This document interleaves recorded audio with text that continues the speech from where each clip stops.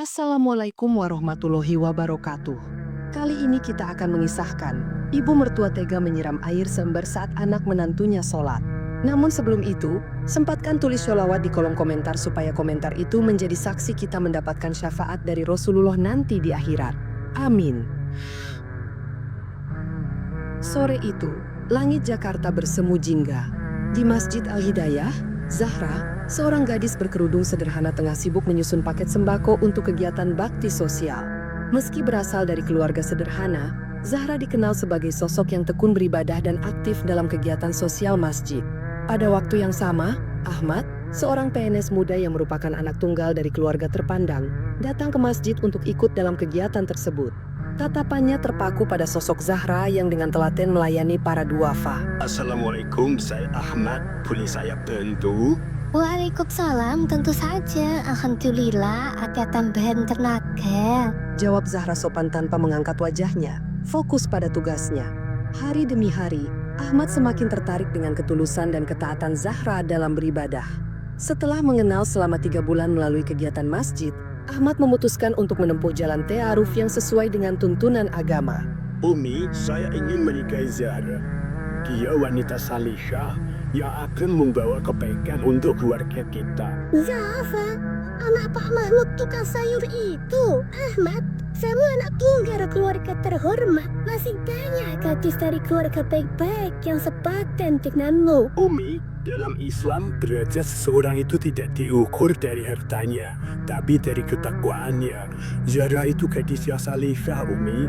Bukankah Rasulullah SAW mengajarkan kita untuk memilih pasangan karena agamanya? Setelah perdebatan panjang, akhirnya Hajah Aminah mengalah. Dengan berat hati, ia menyetujui keinginan Ahmad. Proses lamaran pun berjalan lancar, meski terlihat jelas ketidaksukaan di wajah Hajah Aminah saat bertemu keluarga Zahra yang sederhana. Saya tidak minta mahar yang muluk-muluk, Mas Ahmad. Cukup bisa membimbing anak saya ke jalan yang benar dan membahagiakan dia dunia akhirat. 2 bulan kemudian, pernikahan sederhana digelar di Masjid Al-Hidayah. Meski tanpa pesta mewah dan hidangan berlebihan, suasana akad penuh dengan keberkahan. Air mata haru menetes di pipi Zahra saat Ahmad mengucapkan ijab kabul dengan mantap. Fajar baru menyingsing di kehidupan Zahra. Sehari setelah pernikahan, ia resmi pindah ke rumah keluarga Ahmad di kawasan Menteng, Jakarta. Rumah 2 lantai bergaya klasik itu terasa begitu berbeda dari rumah sederhana tempat ia dibesarkan. Hari-hari pertama terasa berat bagi Zahra. Ia bangun lebih pagi dari siapapun di rumah itu, mengerjakan sholat tahajud, lalu menyiapkan sarapan dan membereskan rumah sebelum yang lain bangun. Aduh Zahra, ini tuh bukan cara kami memasak nasi goreng, Zahra. Ini tuh terlalu banyak bawang dan kurang garam. Gimana sih kamu? Oh iya, maaf ya Umi, besok saya akan perbaiki. Ahmad, sebagai PNS di Kementerian Agama, selalu berangkat pagi dan pulang sore, terkadang hingga malam jika ada tugas tambahan. Ia jarang punya waktu untuk menyaksikan interaksi antara istri dan ibunya. Bagaimana hari ini, sayang? Alhamdulillah baik, Mas. Saya masih belajar menyesuaikan diri dengan kebiasaan rumah ini. Minggu demi minggu berlalu. Kritikan Hajah Aminah terhadap Zahra semakin sering dan mendetail. Mulai dari cara Zahra melipat pakaian, menyapu rumah, hingga caranya berbicara. Zahra, kenapa sepatu Ahmad tidak kamu semir sih? Aduh, seharusnya kamu itu lebih perhatian pada suamimu. Maaf Umi, iya saya akan segera menyemirnya kok. Nah gitu dong, langsung disemir, jangan nunggu disuruh dulu. Oh iya, hasil kamu itu, aduh kamu ini terlalu sederhana. Kamu ini tuh sekarang istri seorang pejabat loh, seorang PNS. Seharusnya bisa berpenampilan yang lebih pantas gitu. Jangan dianggap kayak dulu pas gadis. Air mata Zahra hampir jatuh, tapi ia menahannya. Setiap malam, dalam sujud terakhir syalatnya, Zahra selalu berdoa. Ya Allah, berikanlah kesabaran dalam hatiku, lunakkanlah hati mertuaku, dan jadikan setiap kesabaranku sebagai ladang pahala di sisimu. Amin. Suatu hari, saat membersihkan lemari Hajah Aminah, Zahra menemukan sebuah foto lama.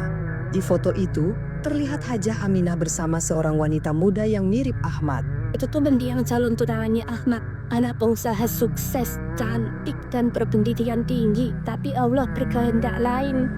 Dia meninggal karena kecelakaan sebelum resmi lamaran. Andai saja yang jadi menantuku adalah dia, pasti aku lebih bangga nggak bayar kamu, Zahra. Zahra terdiam, akhirnya mengerti sumber ketidaksukaan mertuanya. Ia bukan sekadar tidak menyukai latar belakang Zahra, tapi juga masih berduka atas hilangnya sosok menantu impiannya. 3 bulan berlalu sejak Zahra menjadi bagian dari keluarga Ahmad. Pagi itu, saat Zahra tengah menyiapkan sarapan, secangkir teh tersenggol dan tumpah di meja makan. Ya Allah, dasar anak kampung. Memang saja ya tetap anak kampung. Sudah 6 bulan di rumah ini tapi tetap saja ceroboh. Pantas saja kamu dari keluarga miskin. Bagaimana mau maju kalau percaya seperti ini? Zahra terdiam, hatinya bagai tersayat pisau. Ini pertama kalinya Hajah Aminah secara terang-terangan menghina latar belakangnya. Ya Allah, astagfirullahaladzim. Maaf Umi, saya akan segera membersihkannya. Ya udah, coba sana dibersihin sebelum Ahmad turun. Aku tidak mau dia melihat kekacauan semua ini. Sejak kejadian itu, hinaan dan ejekan menjadi makanan sehari-hari Zahra. Hajah Aminah mulai memberikan tugas-tugas yang berlebihan. Zahra harus bangun lebih pagi untuk menyiapkan sarapan, mencuci pakaian dengan tangan meski ada mesin cuci, membersihkan seluruh rumah 2 lantai sendirian, hingga menyetrika seluruh pakaian keluarga. Zara, setelah ini kamu harus ngepel lantai lagi ya, itu tuh masih kotor. Dan jangan lupa, besok pagi kita kedatangan tamu. Siapkan kue dan minuman yang layak. Jangan mempermalukan keluarga ini. Perintah Hajah Aminah suatu sore, padahal Zahra baru saja selesai mengepel seluruh lantai untuk kedua kalinya hari itu. Iya, baik Umi. Meski tubuhnya sudah lelah luar biasa, keesokan harinya, tamu yang ditunggu datang. Mereka adalah teman-teman arisan Hajah Aminah, para istri pejabat dan pengusaha. Zahra menyajikan kue dan minuman yang telah ia siapkan sejak subuh. Bagaimana kabar Siti, Bu Hasan? Oh, dengar dia baru saja memberikan hadiah mobil baru untuk suaminya. Alhamdulillah, baik. Oh, iya, dia berhasil dalam bisnis butiknya. Omsetnya sudah ratusan juta per bulan, Bu. Alhamdulillah banget itu menantu saya. Hajah Aminah melirik Zahra yang sedang menuangkan teh. Wah, Bu Hasan ini bikin iri saja. Beruntung banget punya menantu seperti itu. Tidak seperti yang lain yang hanya bisa mengandalkan gaji suaminya. Sindiran itu begitu menohok, tapi Zahra berusaha tetap tersenyum dan melanjutkan tugasnya melayani para tamu. Malam harinya, seusai sholat Isya, Zahra berlama-lama dalam sujudnya. Air matanya mengalir deras membasahi sajadah. Ya Allah, kuatkan hamba dalam menghadapi ujian ini. Tunjukkan jalanmu yang lurus. Berikan kesabaran seperti yang Engkau berikan kepada Nabi Ayub. Berikan ketegaran seperti yang Engkau anugerahkan kepada Asiyah istri Fir'aun. Doa Zahra dalam tangisnya. Dalam kesendirian itu, Zahra teringat sebuah hadits yang sering dibacakan oleh ayahnya dulu. Siapa yang bersabar, maka Allah akan memberikan kesabaran kepadanya. Dan tidaklah seseorang diberi suatu pemberian yang lebih baik dan lebih luas daripada kesabaran. Hadis riwayat Bukhari dan Muslim. Teringat pula firman Allah dalam surat Al-Baqarah ayat 153. Hai orang-orang yang beriman, jadikanlah sabar dan sholat sebagai penolongmu. Sesungguhnya Allah beserta orang-orang yang sabar. Zahra mengusap air matanya dan bangkit. Ia yakin Allah tidak akan menguji hambanya melebihi batas kemampuannya. Dengan langkah mantap, ia berjalan menuju dapur untuk menyiapkan sarapan esok pagi, berharap suatu hari sikap mertuanya akan berubah. Hasnat, aku melihatmu kok kamu semakin kurus. Apa istrimu tidak bisa masak dengan benar? Enggak kok Umi, masakan Zahra juga enak kok. Saya ini cuma sedang banyak kepikiran saja di kantor. Walah, selalu dia memang istri yang baik. Harusnya dia bisa merawatmu dengan lebih baik. Lihat tuh menantu Bu Hasan, bisa membuat suaminya sukses dalam bisnis. Sedangkan Zahra, apa yang dia bisa berikan selain beban? Ahmad hanya terdiam, tidak ingin memperpanjang pembicaraan di pagi hari. Zahra pun menunduk, menyembunyikan luka di balik senyum tipisnya, sambil terus berdoa dalam hati agar diberi kekuatan menghadapi hari-hari beratnya. Pagi itu, seperti biasa, Zahra bangun sebelum subuh untuk melaksanakan sholat tahajud. Setelah sholat subuh, ia langsung menuju dapur untuk menyiapkan sarapan keluarga. Namun, pagi itu ada tamu mendadak yang akan datang ke rumah. Hajah Aminah memerintahkan Zahra untuk membuat kue tambahan. Pokoknya selesaikan sebelum jam 8. Aku nggak mau kalau tamuku santai menunggu. Zahra bekerja dengan cepat, namun waktu terus berjalan. Jam menunjukkan pukul 7:30 dan adonan kue masih harus dipanggang. Zahra teringat belum melaksanakan sholat duha, ibadah yang selalu ia jaga. Ya Allah, izinkan hamba menyempatkan sholat di tengah kesibukan ini. Zahra segera mengambil wudhu dan menggelar sajadah kecil di sudut dapur, tempat yang masih bersih. Ia takut jika sholat di kamar, Hajah Aminah akan marah karena menganggapnya meninggalkan pekerjaan. Dengan khusyuk, Zahra memulai syalatnya. Baru saja sampai pada rakaat pertama, tiba-tiba, biur. Tiba-tiba Hajah Aminah menyiram seember air ke tubuh Zahra yang sedang sholat. Air dingin membasahi tubuh dan sajadah Zahra. Ia terkejut, namun tetap melanjutkan syalatnya hingga selesai. Rasakan tuh, saya siram kamu. Masih sempet-sempetnya sholat saat pekerjaan belum selesai. Astagfirullah, maaf Umi. Saya hanya takut ketinggalan waktu duha. Jawab Zahra lirih, tubuhnya gemetar. Waktu duha? Kamu pikir Allah akan menerima sholatmu? Jika kewajibanmu sebagai istri dan menantu tidak kamu tunaikan dengan baik. Tanpa diduga, Hajah Aminah menarik kerudung Zahra hingga terlepas, lalu mendorong tubuhnya ke dinding. Zahra terhuyung, kepalanya membentur sudut meja. Ya Allah, sakit, aduh, berhenti. Hajah Aminah tidak peduli. Ia meraih centong nasi dan memukul lengan Zahra. Ini pelajaran untukmu, dasar gadis miskin yang tidak tahu berterima kasih. Sudah diangkat derajatmu oleh keluarga kami, tapi masih saja membangkang. Malah sok-sokan ngasih ceramah ke saya. Saya ini sudah haji loh. Kamu ini belum pernah kan naik haji? Atau mungkin belum pernah kamu ini naik pesawat? Zahra meringkuk, melindungi kepalanya dari pukulan-pukulan yang terus datang. Darah mengalir dari pelipisnya yang terluka. Zahra hanya bisa menangis tertahan. Hajah Aminah baru berhenti ketika bel rumah berbunyi, menandakan tamu telah datang. Ia menatap Zahra dengan dingin. Udah nangis saja, cengeng. Sekarang bersihkan dirimu dan selesaikan kue itu. Jangan sampai ada yang tahu apa yang terjadi di sini. Awas kalau kamu macam-macam. Dengan tubuh yang sakit dan hati yang hancur, Zahra memaksakan diri menyelesaikan pekerjaannya. Ia membersihkan darah di wajahnya, mengenakan kerudung yang menutupi luka di pelipis, dan membawa kue ke ruang tamu dengan senyum yang dipaksakan. Malam harinya, ketika Ahmad pulang kerja, Zahra memberanikan diri untuk berbicara. Mas Ahmad, ada yang ingin saya bicarakan. Ada apa sayang? Dengan hati-hati, Zahra menceritakan apa yang terjadi pagi itu. Ia membuka kerudungnya, menunjukkan luka di pelipisnya. Umi yang melakukan ini. Iya mas, saya tidak mungkin mengarang cerita seperti ini. Alah, paling kamu itu cuma kebentur. Nggak mungkin. Mungkin Umi melakukan hal seperti itu. Beliau itu wanita yang taat beragama. Kamu pasti melakukan kesalahan besar sampai membuat beliau marah. Tapi mas benar, saya itu saat itu sedang sholat duha. Cukup Zahra, astagfirullahalazim. Aku tidak menyangka kamu akan mengarang cerita seperti ini untuk memojokkan ibuku. Demi Allah mas, demi Allah. Saya berkata jujur mas Ahmad. Alah, udah, kamu ngarang aja. Mulai sekarang hormati ibuku lebih baik ya. Mungkin kamu memang perlu introspeksi diri. Setelah itu Ahmad meninggalkan Zahra sendirian di kamar. Malam itu, Zahra merasakan kesepian yang luar biasa. Suaminya tidak mempercayainya, mertuanya membencinya, dan ia jauh dari keluarganya. Dalam tangis yang tak bersuara, Zahra bersujud panjang. Ya Allah, hanya kepadamu aku mengabdu, hanya kepadamu aku meminta pertolongan. Jika ini ujian darimu, berilah aku kekuatan untuk melewatinya.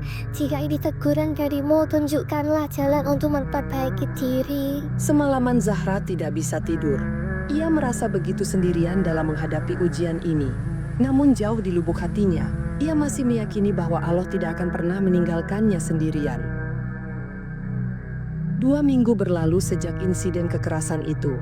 Hubungan Zahra dan Ahmad semakin renggang, sementara perlakuan Hajah Aminah tidak berubah. Namun takdir Allah selalu penuh hikmah yang tidak terduga. Pagi itu, Zahra sedang menyiapkan sarapan ketika mendengar suara benda jatuh dari kamar Hajah Aminah. Ia segera berlari dan menemukan mertuanya tergeletak di lantai kamar mandi. Umi, ya Allah, Umi, kenapa Umi? Teriak Zahra panik.